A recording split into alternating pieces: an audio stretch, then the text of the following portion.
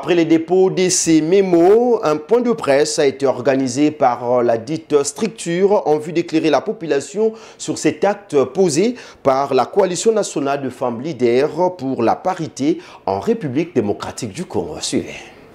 Nous sommes la Coalition nationale de femmes leaders pour la parité, une plateforme qui réunit des femmes de plusieurs tendances, femmes candidates aux élections 2023, femmes leaders issus des 145 territoires de la République démocratique du Congo et plusieurs villes et de 26 provinces.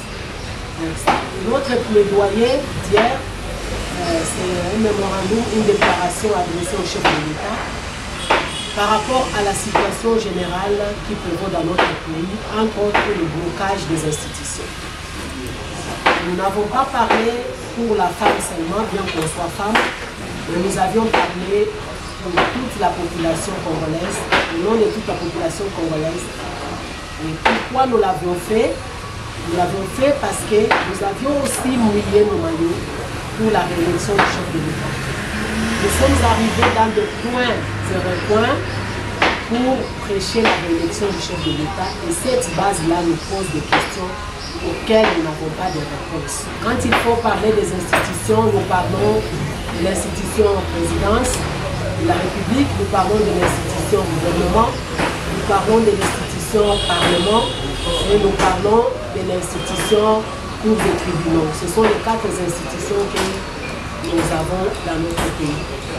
Mais nous avons fait le constat de voir que le bureau définitif du Parlement bloque suite à l'égoïsme, suite à un certain comportement que nous avions vraiment dénoncé avec la dernière énergie, des membres du présidium de l'Union sacrée qui ne facilitent pas la tâche, qui essaient de prendre en otage le droit de 750 partis membres signataires et le droit même des électeurs, des députés qui ont été élus, qui sont les représentants du peuple. Voilà un peu ces choses qui nous ont demandé de nous lever parce que nous avons dit qu'on c'est trop et que nous devons avoir le bureau définitif de l'Assemblée. Nous devons voir Madame Judith Suminwa, la première ministre, pour laquelle nous avions plaidé d'installer et qu'elle puisse commencer à travailler. Nous devons avoir une cour constitutionnelle qui sera nommée. Et nous devons voir nos gouvernements conventions travailler. Et c'est à ce moment-là que ces institutions vont répondre aux attentes du peuple. Parce que la misère qui prévaut dans notre pays, on ne sait pas comment nous pouvons encore le qualifier. Il y a trop de mots qui gangrènent notre société. La famine, le chômage, il y a la guerre, l'insécurité. Rien ne marche et on ne sait pas à quelle sauce c'est voué. Voilà pourquoi nous sommes rentrés auprès du chef de l'État pour lui présenter notre mémorandum qui n'est qu'une interpellation. Nous avions parlé d'une interpellation parce que tout Congolais a le droit de contribuer au développement du pays. Nous l'avions déjà manifesté par nos ambitions parce que nous avions postulé comme candidate. Ça veut dire que nous avions des ambitions, nous avions le souci de mettre la main sur la pâte, d'apporter aussi quelque chose pour le développement de notre pays. Nous avions un apport à apporter et nous apportons aussi beaucoup de choses parce que nous représentons ici une grande couche de la population, ceux qui nous ont élus, bien qu'on n'a pas été préparés. Nous voulons voir les choses décoller en tant que citoyenne congolaise, en tant que militante écrite pour la paix, en tant que mère, nous qui donnons la vie.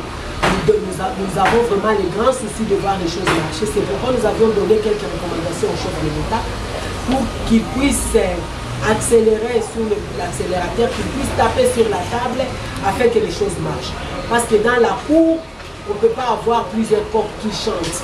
On doit avoir un seul coq qui chante dans la cour et réveiller tout le monde pour dire que c'est le moment, c'est le matin, on doit se lever pour aller au travail. Voilà, c'était juste un rappel.